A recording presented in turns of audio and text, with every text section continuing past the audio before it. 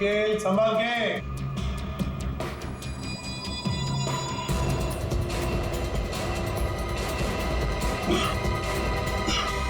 Sir. हाँ, यहाँ पे सूखा हुआ खून मिला है सर, पाइप पे लगा।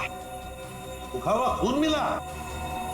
तो फिर जरूर खूनी इसी रास्ते से गया होगा राकेश का खून करने सेकंड फ्लोर पर। देखो देखो और कुछ मिलता है क्या, बारीकी से देखो। ऊपर और जा सकते हो? हाँ सर। चलो वेरी गुड, जाओ।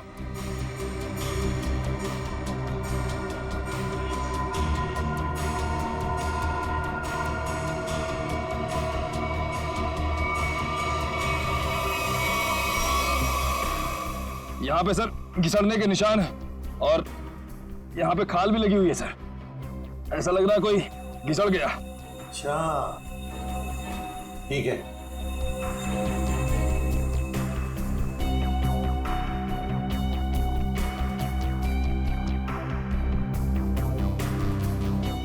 सर, यहाँ से ये नहीं पता चल पा रहा है कि राकेश का रूम कौन सा है। एक काम करते हैं, हम लोग ऊपर जाके राकेश के कमरे की खिड़की खोलते हैं। सर।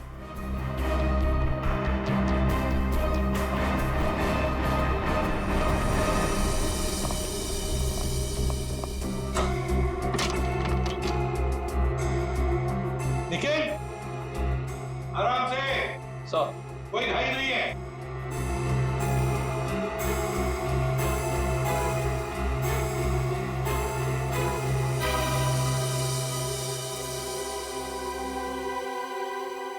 ठीक है आने के लिए रास्ता? हाँ सर। मतलब खूनी यहीं से आया था? सर, फर्स्ट फ्लोर के कमरे की खिड़की और इस कमरे की खिड़की दोनों अंदर से बंद थे। तो सर खूनी ने अंदर आके खून किया कैसे? और सर जब खून हुआ तो राकेश की माँ भी नहीं उठी। और तो और सर, राकेश की मां के रिपोर्ट के मुताबिक उन्हें कोई नशीली दवा भी नहीं दी गई।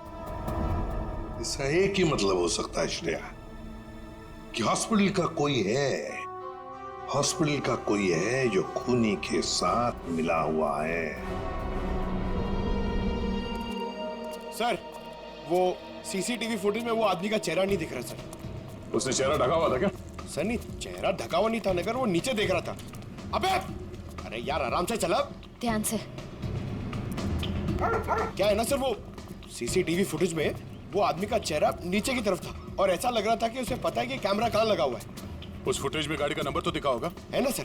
एक काम करो, उस गाड़ी की डिटेल्स पता करो। सर, मैंने अपना दिमाग और अपने जासूस जोड़ा दिए सर। गाड़ी के सारे डिटेल्स है हमारे पास। क्या बात है, कभी कभी गलती से तुम सही काम कर जाते हो।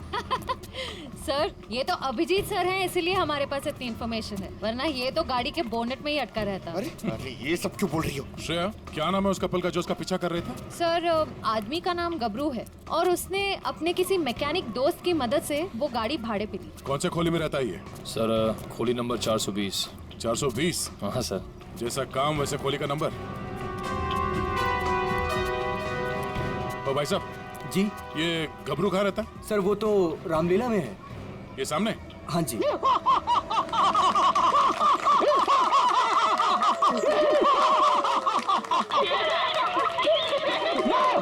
रावण, लंकाधिपति रावण, 10 मुंह वाला रावण। ए हंसो मते, नहीं तो चमाट मार दूंगा। तो मेरे पास है सर्वशक्ति, सर्वशक्ति है मेरे पास। मैं कर दूंगा सबका सर्वनाश। अबे ओए, तेरा सर्वनाश करने हम आए हैं। पर कौन हो आप लोग? गबरू देख तेरे पैर आ गए। जाओ यहाँ से, रावण का सीन चल रहा है। ओए, हम इतना सीन देखने नहीं आए, तेरे इस नाटक से पर्दा उठाने आए, समझा? पर्दा उठाने? पर्दा तो कब का उठ चुका है। जाओ, डिस्टर्ब मत कराओ। मैं हूँ रावण। डिस्टर्ब तो तुमने कर दिया हमें। अब ये नाटक बंद कर, हम लोग सीआईडी से हैं। क्या सीआईडी से? यहाँ पे रख लो, पहले बताना था ना। भागो रावण, भागो। पंकज निकल, पकड़ो से।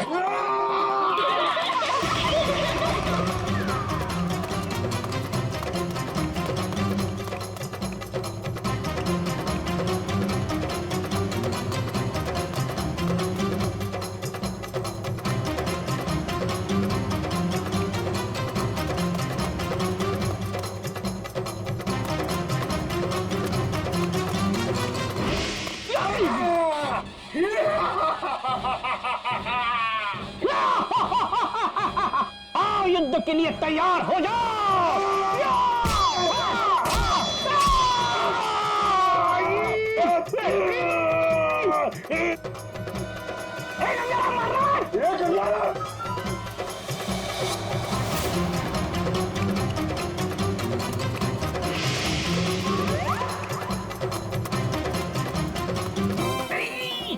छोड़ सीआईडी बेचारी, अरे मैं तेरा मन्नू मामा छोड़, अरे छोड़ नहीं, ये ठूस चल।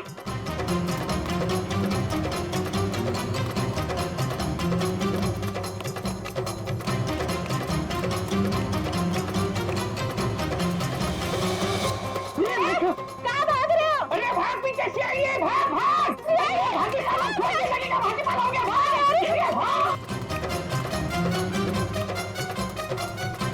सीआईडी पीछे भाग, मेरे पीछे पीछे भाग भाग भाग को भाग, अरे भाग सीआईडी पीछे भाग भाग। अरे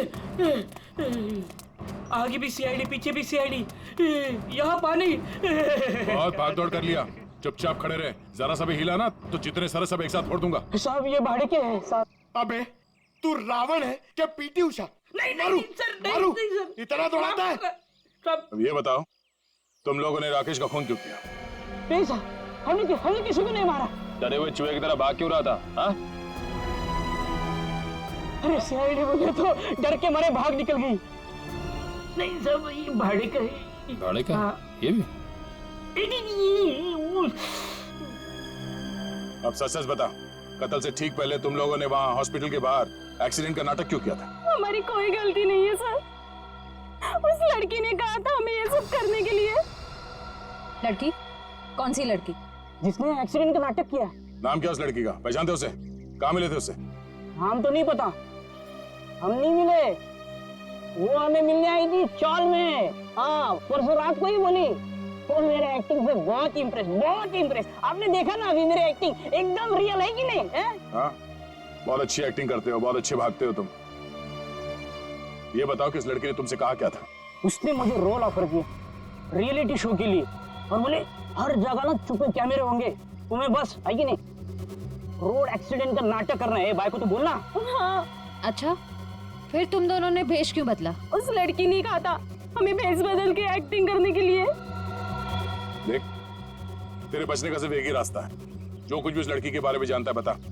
उसे पहचान सकता है तू? नहीं पहचान सकता, और जब भी मिली है ना वो ऐसे चेहरे पे स्कार्फ पहन के आती थी और काला चश्मा। रात को भी कैसे चेहरा दिखेगा? अरे जब हॉस्पिटल में एक्सीडेंट हुआ था तब तो उसकी शक्ल देखी होगी ना तुमने? नहीं, वो खून से एकदम लथपथ, एकदम लाले लाल था मुंह, पहचान में नहीं आया।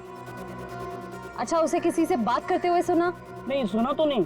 हाँ, लेकिन मुझे बोली कि तुम बहुत ही अच्छे एक्टर हो, दोबारा जरूर बुलाएंगे। दोबारा बुलाएगी? हाँ। मतलब वो एक और खून करने वाली? ले चलो ने। साहब, हमें तो साहब, वो लड़की है, लड़की को तुम्हें एक काम बोला था मैंने, और वो भी तुम भूल गए। कभी ऐसा हो जाता है। नहीं, ये जो हुआ है ना जानबूझकर हुआ है। जानबूझकर तुमने सनस्क्रीन घर पे छोड़ा है ताकि मैं या धूप में काली पड़ जाऊं और अपने कजिन की शादी में सबसे गंदी लगूं। सॉरी डार्लिंग, हम तुम्हारी कजन की शादी में नहीं जा पाएंगे। वो क्या है ना कि मुझे ऑफिस से छुट्टी नहीं मिली। मुझे पता था, जानबूझकर तुमने छुट्टी नहीं ली ना ताकि मैं अपनी कजिन की शादी में ना जा पाऊं। अरे नहीं बाबा, ऐसा नहीं है। अभी पिछले हफ्ते तुम्हें गोवा घुमाने के लिए मैंने छुट्टी ली थी। अब छुट्टी लूंगा ना तो बॉस मेरी हमेशा के लिए छुट्टी कर देगा। तो क्या हुआ, दूसरी नौकरी ढूंढ लेना। वैसे भी ये नौकरी कौन सा सोना बरसा रहा है हम पर। दूसरी नौकरी?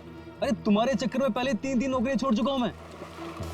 ये गलती भी अब मेरे ही ऊपर, सारी गलती ना तुम मेरे ऊपर ही डालो। तुमसे शादी को की थी मैंने। हाँ यार, ये सवाल मैं अपने आप से भी पूछ रहा हूँ, आखिर मैंने शादी की ही क्यों? अरे भाई छोड़ो यार ये झगड़ा वगड़ा, सब ठीक हो जाएगा। अरे कुछ भी सही नहीं होगा यार। मेरी एक बात ध्यान से सुनना, कभी शादी मत करना। पति बनने के बाद ना सारी अकल घास चरने चली जाती है।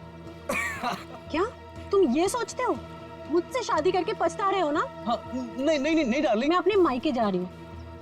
अरे सुनो तो सही। तुम रहो अकेले। अरे डार्लिंग मेरी बात तो सुनो। अब तो तुम्हें कोई प्रॉब्लम नहीं होगी ना? अरे सुनो, सॉरी डार्लिंग, प्लीज मेरी बात तो सुनो। अरे मुझे नहीं सुनना है। अरे मेरी बात तो सुनो। तुम हो, तुम अकेले रहना चाहते हो ना? प्लीज मेरी बात तो तुम सुनो। खुश रहोगे ना? अरे ये क्या बात? मैंने सुनने वाली। अरे प्लीज डार्लिंग मेरी बात तो सुनो।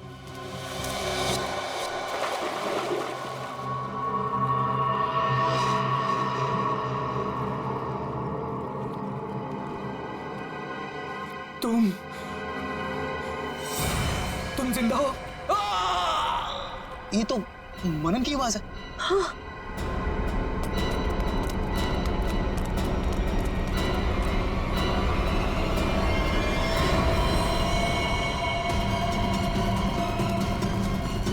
मनन, मनन, ये तो मर गया। मनन,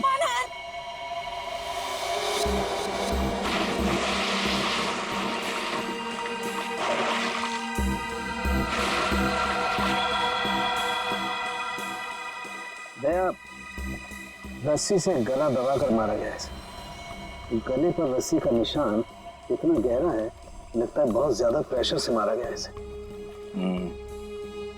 सर इसके शरीर पे कोई और निशान, कोई फिंगरप्रिंट जिससे खूनी के बारे में कुछ पता चल जाए? नहीं देखो, खूनी बहुत चालाक है, उसने कोई ऐसा निशान नहीं छोड़ा। लेकिन फिर भी मुझे लगता है पहले इसे सामने से धक्का दिया गया और उसके बाद इसे सामने से ही रस्सी से गला दबा करके मारा गया। देखो मैं बताओ, अगर इस रस्सी को गले की तरफ रख के कोई पीछे की तरफ से खींचेगा तो ये निशान ऊपर की तरफ आएगा ऐसे। अगर इस रस्सी को कोई इंसान सामने की तरफ से गले की तरफ दबाएगा बहुत प्रेशर के साथ, तो निशान सीधा आएगा। और ये निशान यही बता रहा है कि इसे सामने से दबाया गया। देखो ये सीधा निशान, ऊपर की तरफ नहीं।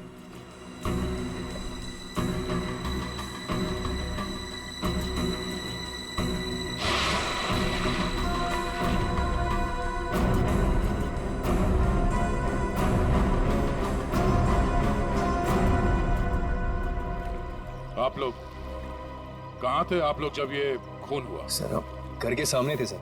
ये मुझसे झगड़ा कर रही थी और मैं इसे मना रहा था सर। पर गलती तो तुम्हारी थी ना, और तुम्हारी वजह से लड़ाई भी हो रही थी। एक मिनट, ये आप लोग झगड़ा बाद में करते रहना। ये बताओ कि खून किसने किया? सर वो पता नहीं, लेकिन वो कोई लड़की थी। इसका मतलब आप लोगों ने खूनी को देखा है? नहीं सर, हमने खूनी को नहीं देखा। तो फिर आप कैसे कह सकते हैं कि खूनी कोई लड़की थी? मनन किसी लड़की से बहस कर रहा था। उसकी चीख से पहले वो किसी लड़की से बहस कर रहा था। अच्छा वो क्या बोल रहा था? वो जोर जोर से यही चिल्ला रहा था कि तुम जिंदा हो, तुम तो मर चुकी थी। फिर सर जोर से उसकी चीख सुनाई दी और हम लोग दौड़ के यहाँ पे आए और फिर आके देखा मानन मर चुका था। वॉचमैन, जरा ठीक से याद करके बताओ कि पिछले 2 घंटे में यहाँ पे कौन कौन आया था? हाँ सर, मुझे अच्छी तरीके से याद है। मैं पूरा टाइम गेट पे ही ड्यूटी कर रहा था और साहब मेम साहब और मनन साहब के अलावा यहाँ पे कोई नहीं आया। हो सकता है किसी और रास्ते से कोई अंदर आया हो। सर इस घर के चारों ओर तो यहाँ घुसना नामुमकिन है ना। कोई तो जरूर आया है अंदर। वो अंदर आया, खून किया और चला गया। और स्विमिंग पूल को चेक किया, कुछ मिला? सर ये बिना ढक्कन की बोतल के अलावा कुछ भी नहीं मिला सर। मगर पानी क्या मस्त है, ठंडा ठंडा, बहुत मजा आ रहा है। पंकज, तुम यहाँ पर क्या पिकनिक मनाने आए हो? नहीं सर, नहीं सर, बाहर आता हूं, बाहर आता हूं। ये लड़की कौन है जिसे मनन देख के कह रहा था कि तुम जिंदा कैसे हो सकती हो, और वो यहाँ आई कैसे? सर वहाँ हॉस्पिटल में भी सारे खिड़की सारे दरवाजे अंदर से बंद थे। वो लड़की किसी तरह राकेश के कमरे में घुसी, उसका खून करके वहाँ से भाग गई, जबकि राकेश की माँ वही कमरे में मौजूद थी। फिर भी उन्हें कुछ पता नहीं चला। सर यहाँ बंगलों में भी वो लड़की किसी तरह बंगलों के अंदर घुसी, मनन का खून किया और यहाँ से भाग गई, फिर भी इन्हें कुछ पता ही नहीं चला। सर इस केस में एक ही चीज कॉमन है, लड़की। वहाँ हॉस्पिटल में भी शक एक लड़की की तरफ जा रहा था और यहाँ पे भी शक एक लड़की की तरफ जा रहा है। सर ये केस सॉल्व हो गया सर। मैं आपको बताता हूं, ये एक बहुत खूंखार आत्मा है सर, जो एक लड़की की बॉडी में घुस के ये सब पूरा कांड करे। पंकज, तुम्हें क्या अफ्रीडी की बीमारी लग गई है? हाँ? ये आत्मा क्या है? निखिल, चलो। इन्हें फोटो दिखाओ, देखो पहचानते हैं क्या? ये आप लोग इसे पहचानते हैं? सर ये तो मनन का फ्रेंड राकेश है। मनन और राकेश दोनों कॉलेज में एक साथ पढ़ते थे। कई बार मिले भी हैं इससे मानन की पार्टी में, और फिर सर कई बार हमारे घर पे भी आए हैं। राकेश की मौत के बाद मनन काफी डिस्टर्ब था, इसलिए मनन को हमने अपने साथ बुला लिया। तो हो सकता है कि दोनों का खूनी कोई एक ही हो और उसे पता था कि मनन उसे कहाँ मिलेगा। पर सर हमारे सामने अब भी वही सवाल है, वो लड़की इस बंगलों के अंदर आई तो आई कैसे? हाँ सर, कोई आदमी आसमान चीर के या फिर जमीन फाड़ के थोड़ी आ सकता है। ये जरूर कोई आत्मा।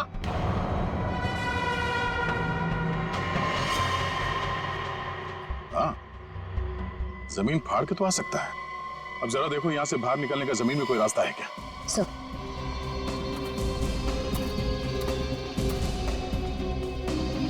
ये फोटो देखो, इसे पहचानते हो आप लोग? फोटो में तो कुछ साफ नहीं दिख रही है, कुछ पता नहीं चल रहा है। ये देखो। सर मैं इसको नहीं पहचानता, ये कौन है ये सर? ध्यान से देखिए, शायद कोई निशानी हो जिसे पहचान लो।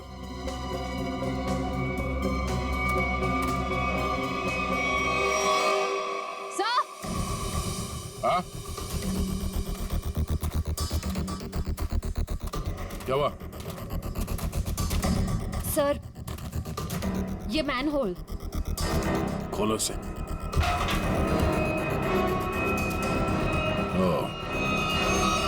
तो ये है उस खूनी के आने जाने का रास्ता। तो खूनी यहीं से आया होगा, उसे सब पता था कहां से अंदर आना है और खून करके कहां से निकलना है। ये काम करो, देखो जरा ये रास्ता कहां पे खुलता है। राकेश का हॉस्पिटल में खून और मनन का स्विमिंग पूल में गला घोटकर मार देना, दोनों हादसों में कोई ना कोई कनेक्शन जरूर है। लगता है कोई बदला ले रहा है इससे। हाँ सर, 7 साल पुराना बदला। क्या 7 साल पुराना बदला? जी सर। सर ये 2 लोग जो मरे हैं, राकेश और मनन, ये 7 साल पहले जूनियर टेक्निकल कॉलेज में मिले थे और दोनों बहुत जल्द अच्छे दोस्त बन गए थे। और उसी साल एक हादसा भी हुआ था सर। वो क्या?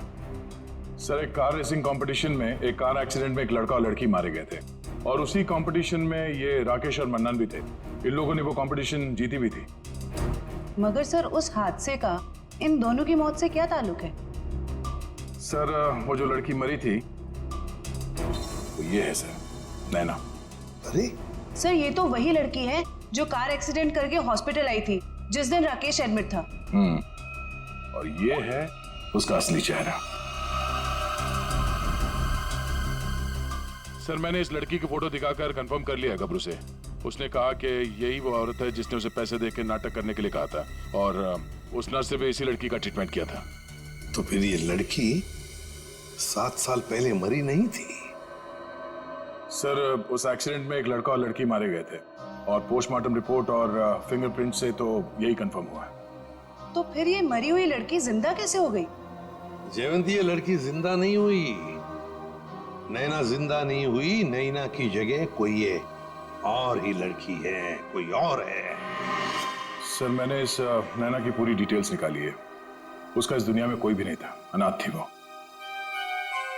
तो फिर दया ये बदला ले कौन सकता है? सर उसी कार रेसिंग कंपटीशन में राकेश और मनन का एक और दोस्त भी था, विक्रांत। एक दोस्त भी था? तो फिर दया, लगता है ये जो भी कोई बदला ले रहा है ना, शायद विक्रांत से भी बदला लेगा। विक्रांत की जान को खतरा है दया, विक्रांत को ढूंढना पड़ेगा। खूनी जरूर विक्रांत के पास पहुंचेगा, जरूर जाएगा वो विक्रांत के पास।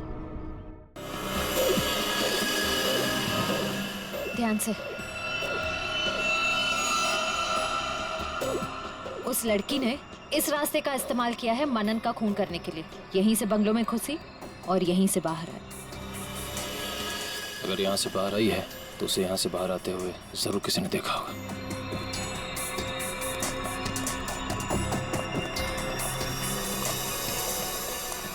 अरे सुनो भाई साहब। हाँ जी सर। इस लड़की को देखा? हाँ अब देखा है ना सर। कब और कहाँ देखा?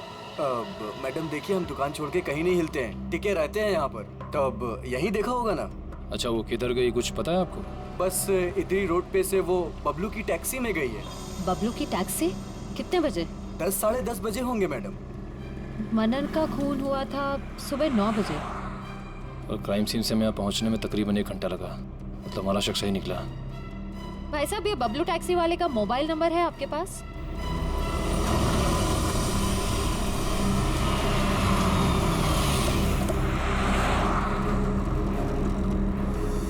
सर यही वो जगह है जहाँ पे मैंने उस लड़की को छोड़ा था। यहाँ पे? हाँ सर। ये तो काफी बड़ी जगह है। यहाँ पे किस तरफ गई होगी लड़की कुछ कह नहीं सकते। एक काम करते हैं, मोबाइल कंपनी को फोन करके पता करता हूँ कि मलाड क्रीम पार्क से सुबह 10:30 से 12 बजे के बीच शीतल नगर में कितने लोग हैं, कितने मोबाइल ने ट्रैवल किया है। हमारा सस्पेक्ट उन्हीं में से एक होगा। ठीक है, तुम लोग भी उस लड़की की फोटो दिखाकर पूछताछ करो। पिछले 2-2.5 घंटे में किसी ने देखा है क्या उसे? हेलो,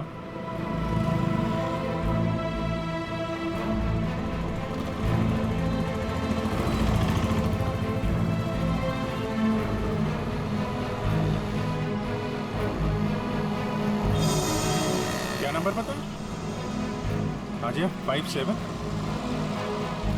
अभी भी है। ओके, कौन सी building? Thank you very much. 4 लोग यहाँ पर आए थे, उसमें से एक लड़की है जो अभी भी आई है। उस लड़की का मोबाइल जब राकेश का खून हुआ तो हॉस्पिटल के पास था, और जब मनन का खून हुआ तो बंगलों के पास था। इसका मतलब डेफिनेटली वही लड़की है जिसका पीछा कर रहे हैं हम लोग। और अभी ये शीतल नगर में। या पारिस बिल्डिंग।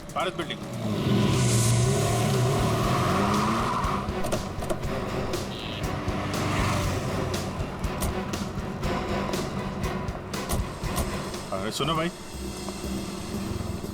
इस लड़की को तुमने देखा है यहाँ पे? अरे हाँ साहब, ये कुछ देर पहले ही यहाँ आई थी, अभी बिल्डिंग में गई है। कौन से फ्लोर पे? 3rd फ्लोर पे, 302। कौन रहता है वहाँ पे? दीपक साहब का घर है, लेकिन कुछ दिनों से शहर के बाहर गए हैं साहब। अरे तो यहाँ कौन रहता है, किससे मिलने आई है वो? दीपक साहब के एक दोस्त हैं, विक्रांत जी, वो यहीं रहते हैं। विक्रांत? कहीं ये विक्रांत तो नहीं राकेश और मनन का दोस्त, और यहाँ छुप के बैठा है? हो सकता है, और अगर वही है तो उसकी जान को खतरा हो सकता है। चलो पंकज, तुम ये रुको, देखना बाहर ना जाने पाए।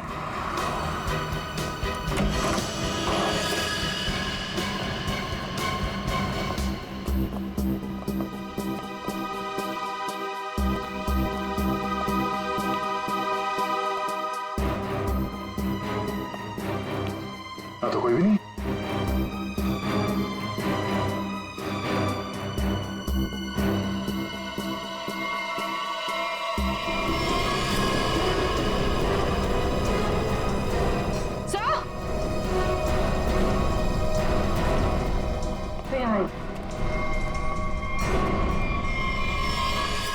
ये तो विक्रांत है,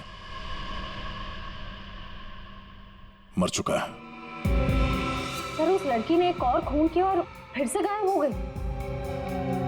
नहीं, इतनी जल्दी गायब नहीं हो सकती। वॉचमैन ने बताया था ना, अभी तो ऊपर आई है, बिल्डिंग में ही कहीं होगी। नीचे से तो हम लोग ऊपर आए हैं।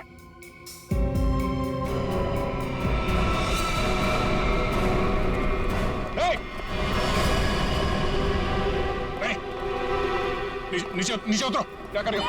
पास मत आना, नीचे पास मत आना, नहीं तो मैं कूद जाऊंगी। क्या कर रही हो? मैं बता रही हूँ, मैं कूद जाऊंगी। नहीं, नीचे आओ। क्या प्रॉब्लम क्या है? देखो हम बात कर सकते हैं, हमें बताओ, हम तुम्हारी मदद करेंगे। आ जाओ। मुझे कोई मदद नहीं चाहिए।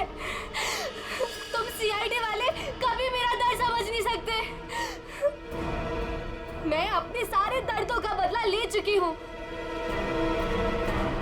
अब मेरे जिंदा रहने का कोई फायदा ही नहीं है। नहीं, देखो हम जानते हैं तुम नैना नहीं हो, उसका चेहरा लगा रखा है तुमने, और तुमने जो किया है वो गलत किया है, गुनाह किया है तुमने, और खुद की जान देकर एक और गुनाह करने जा रही हो। क्यों कर रही हो ऐसा? कौन हो तुम?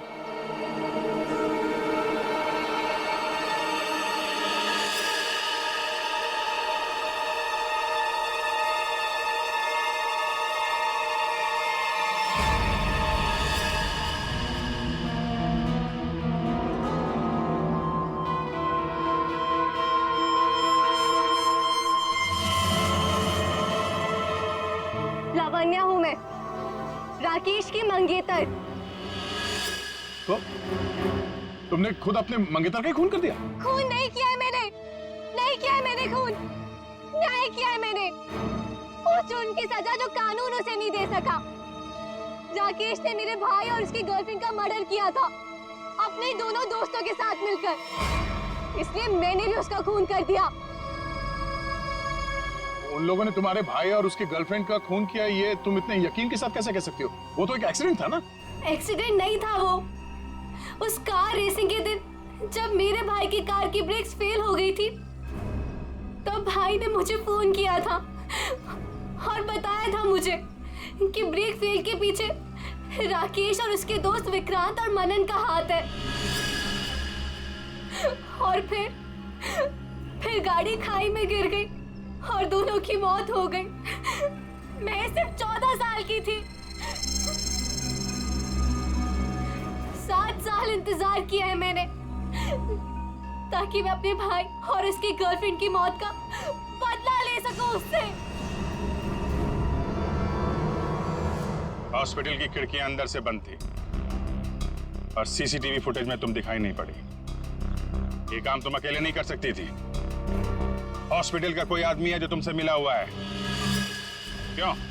हाँ है, किसी ने मेरी मदद की थी और उसी ने राकेश की माँ को नींद की गोलियां दी थी जो 4 घंटे बाद ब्लड में घुल के खत्म हो जाती है। कौन है वो? नहीं, मैं उसका नाम नहीं बताऊंगी। वो नाम मेरे साथ ही खत्म हो जाएगा।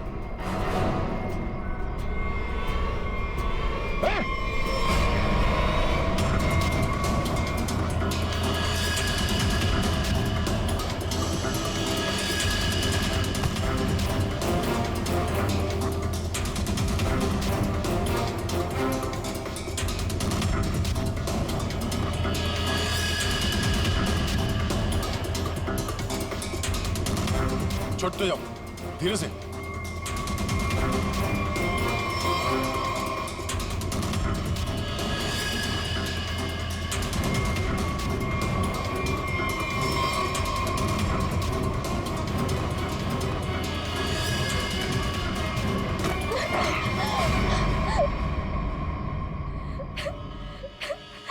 छोड़ दो, जाने दो मुझे, नहीं जीना चाहती मैं। Shut up!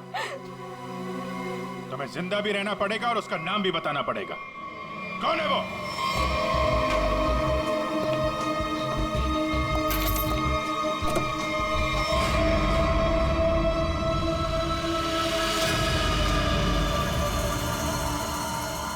अरे डॉक्टर साहब, कहाँ जा रहे हैं? वो भी अकेले अकेले? सीआईडी? डॉक्टर साहब कहाँ परेशान हो रहे हैं?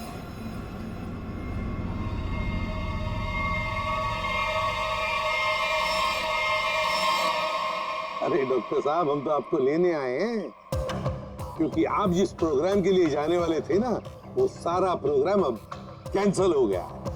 अब आपका प्रोग्राम हमारे साथ, हमारे ही जेल में।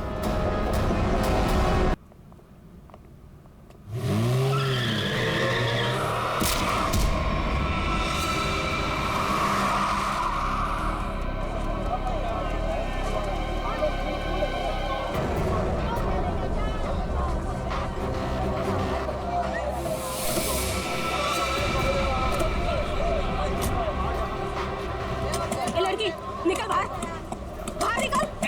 बाहर निकल, एरोप्लेन की तरह गाड़ी चलाती है, तुझे तो जेल भेजेंगे। दारू पी के गाड़ी चलाती है, मैं तुझे जेल में चक्की पिसाऊंगा। बाहर निकल। की भी पिए, अपने पैसों की भी। अच्छा हट। एक तो हमारे गाड़ी का भरता बनते बनते बच गया और ऊपर से बहस कर रही है। चल निकल बाहर। तुम दोनों का भी भरता बना दोगी। ये धमकी क्या दे रही है? चल निकल बाहर, दिखाती हूँ तुझे। चल बाहर निकल। अरे इसे तो चोट लगी है, खून भी बह रहा है। पहले इसको जेल जाना होगा। क्या हो रहा है यहाँ पे? नर्स देखो, हमारा एक्सीडेंट किया है, अभी यहाँ से भी एक्सीडेंट किया है। बोलो। अरे ये तो बेहोश हो गई। बर्ड बॉय, इसे स्टेशन लेकर आओ। इसको खोलो। दरवाजा खोल। खोलो इसको। अंदर से लॉक है। इसकी जान खतरे में, खोलो इसको कोई। ये लड़की, दरवाजा खोल। नर्स जल्दी से इसका इलाज करो, पुलिस स्टेशन ले जाना है। इसकी वजह से आज मर जाते हम। चाहे कुछ भी हो जाए छोड़ूंगा नहीं इसे मैं। इसे जेल भेज कर रहूंगा। हमारी जान चली जाती तो। शर्म आनी चाहिए आपको। इस लड़की की इतनी हालत खराब है और आपको पुलिस स्टेशन की पड़ी है। ये चलो। बस लेकिन इधर जल्दी करो इसका। आप यहीं रुकिए, आप अंदर नहीं आ सकते। ठीक है, तुम अपना कर्म करो, हम अपनी शर्म करते। जल्दी इलाज करो। आज हम इसकी वजह से मर जाते, उसका क्या? हाँ, और तुम भी उसकी जगह लेटी होती तो। मैं क्यों? मुझे पता है तुम चाहते हो कि मेरा एक्सीडेंट हो जाए। नलिनी कहाँ है? हमें क्या मालूम? तुझे क्या हम यहाँ के रिसेप्शनिस्ट लग रहे हैं? अरे अभी एक लड़की का एक्सीडेंट हुआ था, उसको थोड़ी देर बाद अंदर लेकर आए थे। कहाँ है वो? लगता है ये लड़की उसकी दोस्त है। अच्छा, वो तेरी फ्रेंड है। आज तेरी फ्रेंड की वजह से मैं स्वर्गवासी होते होते बच गई। अच्छा, ओ तुम दोनों हो। मुझे बाहर से अभी पता चला है मेरे दोस्त का एक्सीडेंट तुम दोनों की वजह से हुआ है। क्यों किया तुमने ऐसा? अगर मेरे दोस्त को कुछ भी हुआ मैं तुम दोनों को छोड़ूंगी नहीं, केस कर दूंगी। उल्टा चोर कोतवाल को डांटे। अरे तुम क्या केस करोगी? हम केस करेंगे तुम्हारे दोस्त के ऊपर। दारू पी के गाड़ी को ठोक दिया है, चकनाचूर कर दिया हमारी गाड़ी को। ड्रिंक एंड ड्राइव के केस में अंदर भेज दूंगा, समझे? कानून मत सिखा मुझे, मैं वकील हूँ। तुम दोनों तो गए काम से। ये तो हमें धमकी दे रही है मुन्नू। हाँ, मुझे भी कुछ ऐसा ही लग रहा है। देखो, आप हमें इस तरह से धमकी नहीं दे सकते। ये क्या हो रहा है? शांत रहिए, जरा शांत रहिए। हॉस्पिटल है, कोई मच्छी मार्केट नहीं। अरे आप लोग सब जानते हैं ना कि अस्पताल है और उसके बाजू में आसपास कहीं भी ध्वनि प्रदर्शन किया तो आपको सजा हो सकती है। सॉरी डॉक्टर साहब। शांत रहिए। इलाज।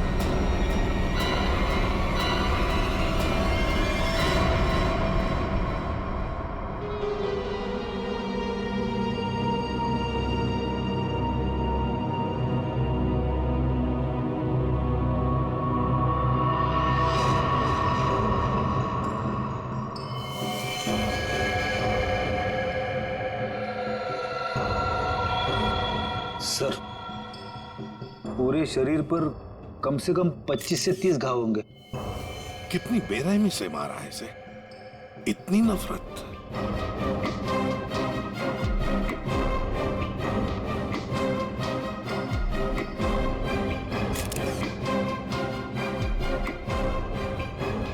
कोई पुरानी दुश्मनी होगी सर।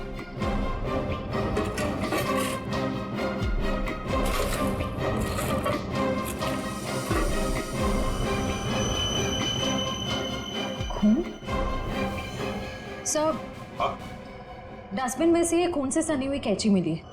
लगता है इसका खून इसी से किया गया है। ये देखो अभिजीत,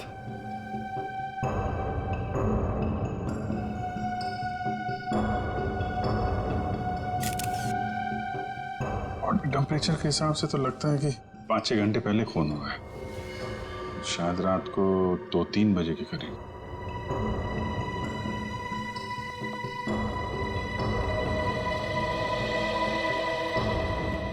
डॉक्टर साहब, ये पेशेंट कौन है? सर, यहाँ के बहुत बड़े बिजनेसमैन वेद जी, इनका बेटा है राकेश। 2 दिन पहले ही यहाँ एडमिट हुआ था। किस चीज का इलाज कर रहे थे? क्या बात है इसे? फूड पॉइजनिंग, पर काफी अच्छा सुधार हो चुका था। आज तो हम उसे डिस्चार्ज भी देने वाले थे। अच्छा, किसने खून किया होगा? कुछ बता सकते हैं आप? नहीं सर। आखिरी बार कब देखा था आपने इसे? लगभग रात को 11 बजे, जब मैं फाइनल राउंड अप के लिए यहाँ आया था। तब तक तो सब ठीक था। राकेश दवाई लेकर आराम कर रहा था और उसकी माताजी भी यहीं पर थी, अंदर सोफे पर। यहाँ? जी। अब कहाँ है मम्मी? वो रही सर, बाहर बैठी है।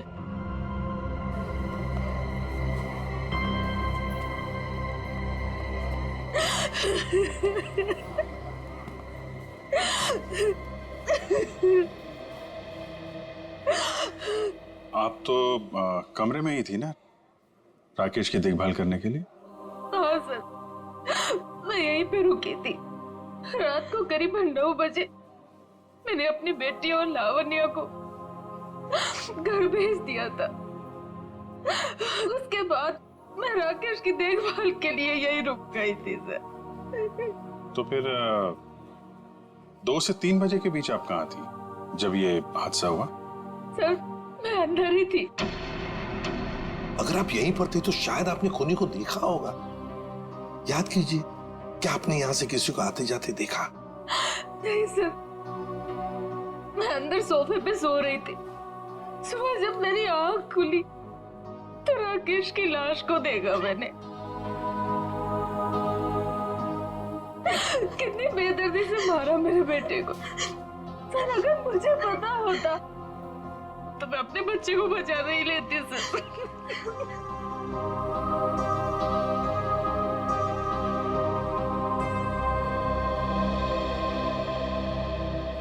अभिजीत, ये कैसे हो सकता है?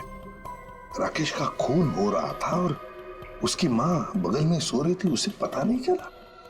अब राकेश का जब खून हो रहा था तो खुद को बचाने के लिए वो चीखा चिल्लाया होगा, हाथ पैर झाड़े होंगे, कुछ तो सुनाई पड़ता माँ को। माँ इतनी गहरी नींद में सो रही थी कि उसे सुनाई तक नहीं पड़ा। ऐसी नींद की शायद किसी ने जैसे बेहोशी की दवा दी हो। अभी मुझे तो यहाँ कुछ न कुछ तो गड़बड़ लगती है, कुछ न कुछ तो गड़बड़ है।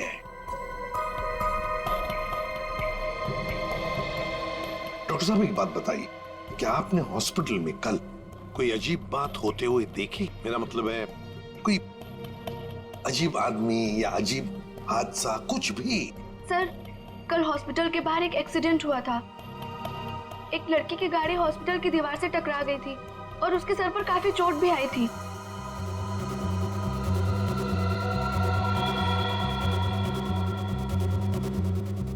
कैसी हालत है अभी उनकी? सर अभी तक होश नहीं आया है। तो इसमें अजीब क्या है? सर वो ड्रिंक एंड ड्राइव का केस था। उस लड़की से एक आदमी की गाड़ी का एक्सीडेंट हो गया था और वो दोनों आदमी औरत उसका पीछा करते करते हॉस्पिटल में आए थे और जिद कर रहे थे कि उसको पुलिस के हवाले करके ही मानेंगे। कब हुआ था ये? यही रात के 10:30 बजे के आसपास। वो कपल तो यही बैठकर उस लड़की के इलाज होने का इंतजार कर रहे थे ताकि उसके बाद वो उसे पुलिस चौकी ले जा सके।